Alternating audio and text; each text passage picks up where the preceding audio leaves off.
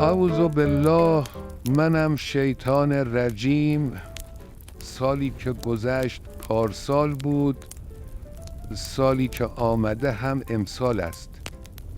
همونطور که دیدید وعده های پارسالم درست در اومد، فقط به جای جهش اقتصادی دچار جهش راهبردی شدم، جهش کردم وسط جهنم.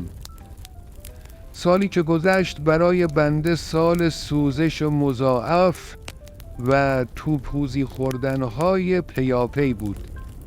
بنده حقیر زور مضاعف زدم تا بلکه از این گاو هسته‌ای شیری برای نظام بدوشم، اما گاوه نشست روم. اینطور شد که بنده به اتفاق مسئولین خدوم لشکری و کشوری راهی درک شدم. الان تعداد مسئولینی که اینورن از مسئولینی که اونورن بیشتره. الان اونور یه جنتی مونده که پیشنهاد میکنم اونو به ذخایر فسیلیتون اضافه کنید. یکی هم مجتبی که یه پاش اینوره، یه پاش هم که معلوم نیست کجاست. بدبخت ننه مرده یه عمر منتظر بود ولی فقیه بشه، الان تو این وضع زاگاریت ولی فقیه شده، اما نه صداش هست نه تصویرش.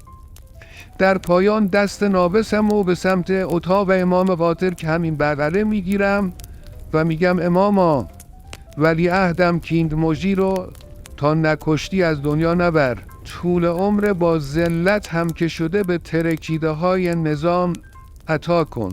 مجتبی رو در برابر دشمنان 96% که تو دیما بابای نظامو در آوردن محافظت بفرما.